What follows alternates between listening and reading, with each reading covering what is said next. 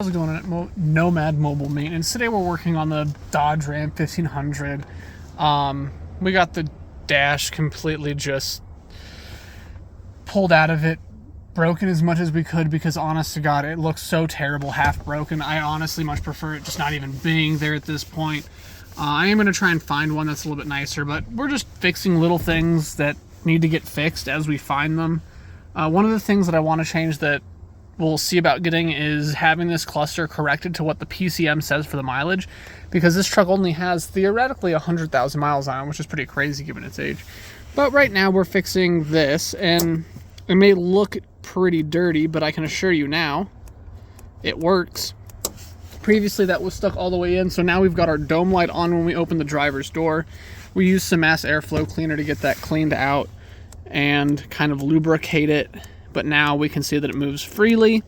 If it gets stuck again, I'll probably pull it off and put it in the ultrasonic bath. We also got the wiper arm pulled off. Now all you need to fix that is a screwdriver, and normally they come off really easy, but in this case it didn't, because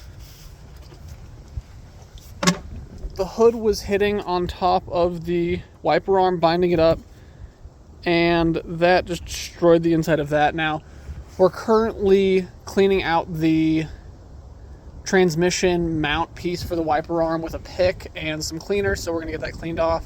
One of the other things that we had found was the radio is not working, and that is because this connector right here, or sorry, this connector right here, the terminal end had snapped off, so we replaced that with a new one, got that crimped down. Now the radio works. One of the pulleys on the engine was squealing pretty bad, so we got some lubricant in that, and that made that go away, so that's kind of a nice thing. Now, definitely the power steering pump is having some issues. Not surprised there. The cooling fan has one that's bent. You can see it right there, so we'll see about getting that replaced. Really all we need to do is pull the fan off, unbolt it, put the other fan that we have on. This clutch, I believe, is good. We don't know if the other one is good because the other truck did overheat pretty bad. So we're going to assume that this is a better clutch than that one. So we're going to get those swapped. And then one of the other things that we found is that the transmission does not want to shift out of first gear unless you let off the throttle. And it doesn't want to shift out of second gear unless you let off the throttle. So from what I am seeing and the little bit of diagnosing that I've done is that the transmission pressure solenoid is going out. We have a kit on the way to get that fixed. The way that you can diagnose that is, I believe, taking the 8-pin connector off the transmission on the left side that's, pointed down, and then manually shifting it in first, second, and trying to get it into third using drive at that point with overdrive canceled. And if you can shift through first, second, and third with that connector disconnected, that means that pressure solenoid is bad, or the governor regulator sensor is bad, or there's internal transmission damage. Given the mileage of this vehicle, I am going to say that pressure solenoid is bad. Runs pretty decent though. All things considered, runs pretty decent. We had to mess with the distributor pretty bad. That was pretty frustrating.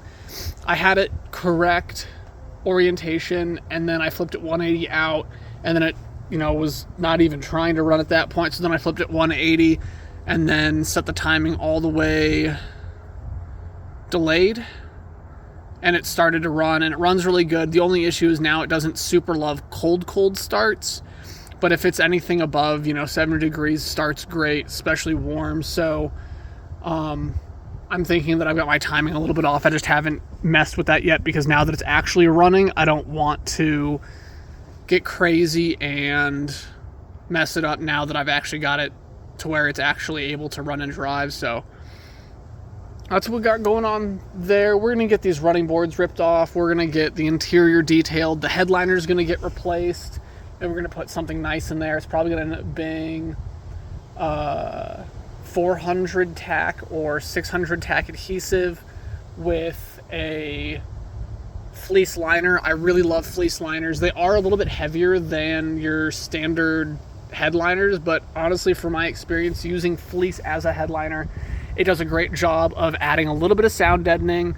It makes the truck a little bit warmer in the winter, and it does kind of help with the summer and when the truck's getting beat down upon. It's not a huge difference, but it is a little bit, and I would say it's pretty noticeable having done this in several vehicles, namely trucks, that it does help just a little bit, especially because you can go from, say, like a black headliner to a gray headliner or vice versa, and, you know, play with it that way. Oh, and we're also probably going to be getting a hood. It's currently adjusted pretty weird, but if you look at the sight line, we can see that it's pretty far out, and I believe that's because, I don't know how we can tell that on there, but that's pretty dented in. But that's what we've got going on. A little bit longer video, not super interesting. The AC is empty, so we're going to see about that eventually getting filled depending on what we've got going on, but it runs and drives. Thanks so much for joining us. This is Nomad.